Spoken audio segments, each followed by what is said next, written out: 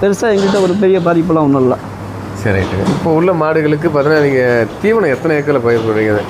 எவ்வளோ பயிர் தேவைப்படுங்க? ஒவ்வொரு மாட்டுக்கும் எத்தனை கிலோ தேவைப்படும் சார்? அது ஒவ்வொரு மாட்டுக்கும் 30 கிலோ பச்சை நேப்பியர் கிராஸ் கொடுக்குறோம். ஒவ்வொரு மாட்டுக்குமே 30 கிலோ குறையாம ஒரு நாளைக்கு 30 கிலோவுக்கு மேலே 40 கிலோ வரைக்கும் கொடுக்கலாம்.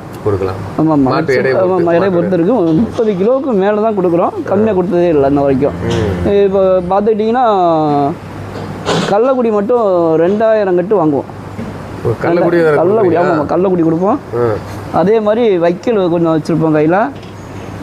நேப்பியர் கிராஸ் ஒரு 10-13 ஏக்கர் நெருக்கி போட்டு வச்சுருக்கோம். நேப்பியர் கிராஸ் வேறு என்னென்ன தீவனம்லாம் கொடுத்துருப்பீங்க? இதுக்கு இந்த அடர் தீவனம்லாம் சொல்லுவாங்களா, அந்த அடர் தீவனம்லாம் கொடுக்குறீங்களா? அடர் தீவனம் மாவு ஐட்டங்கள் சொல்லுவாங்க. மாவு ஐட்டம் கொடுக்குறோம்.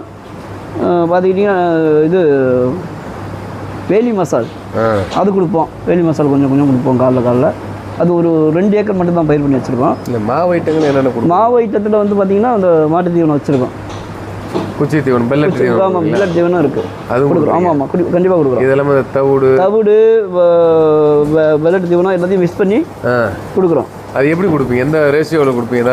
எப்படி கொடுப்போம்னா பார்த்தீங்கன்னா வரட்டியாக தான் கொடுப்போம். வரட்டியானா லைட்டாக தண்ணி ஊற்றி மிக்ஸ் பண்ணி காலைல மாட்டுக்கு போட்டு விட்ருவோம். இல்லை சில பண்ணைகள்லாம் பார்த்தீங்கன்னா நம்மள மாதிரி என்ன மாதிரி விவசாயிகள்லாம் சின்ன 2 மாடு 4 மாடுலாம் வச்சுருக்காங்க. அவங்களாம் வந்து தண்ணியாக கலந்து கொடுக்க சொல்கிறாங்க. அது தண்ணியாக கலந்து கொடுக்கக்கூடாது. தண்ணியாக கலந்து கொடுத்தோம்னா மாடு வந்து லூஸ் மோஷனில் போகும். ரொம்ப லூஸ் மோஷனில் போகும். நம்மளுக்கு இந்த லேயர் கரெக்டாக இருக்கணும். அதை பார்ப்போம் எப்போதுமே. அந்த சாணி லேயர் வந்து கரெக்டாக இருக்கணும். அது இப்போ வெளியே மிஸ்யூஸ் பண்ணிட்டு நாங்கள் சொல்லுவோம் கொஞ்சம் தண்ணி ஊற்றி கலந்து கொடுத்துருவாங்க. இருந்தாலும் நாங்கள் வரட்டியாக கொடுக்க சொல்லுவோம். அதை கொடுத்தா மட்டும்தான் அந்த மாடு கழியறது குறையும். அந்த லேயர் கரெக்டாக வரும் நம்மளுக்கு. அப்படிதான் கண்டிப்பாக அப்படி தான் கொடுக்கணும். ஒவ்வொரு நாளும் இந்த சாணத்தை மட்டும்தான் போய் செக் பண்ணுவேன் நான். அந்த லேயர் கரெக்டாக இருக்கா, லூஸ் மோஷன் போகுதா, இல்லை கொஞ்சம் லூஸாக போகுதா. லூஸாக போனால் என்ன மாடு இலைக்குங்களா?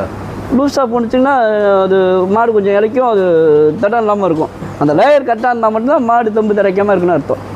மாட்டு அது தனியாக வரட்டி கொடுத்துட்டீங்க, தீவனம் கொடுத்தீங்க. தண்ணி குடிக்கிறது மாடு என்ன பண்ணுங்க? தண்ணி குடிக்கிறதுக்கு நாங்கள் தனியாக ஒரு இது வச்சுருக்கோம் பாருங்க. இதை வச்சு இதை வந்து மாடு வந்து இதில் தவிடு போட்டுருவோம், தீனி வச்சுருவோம்.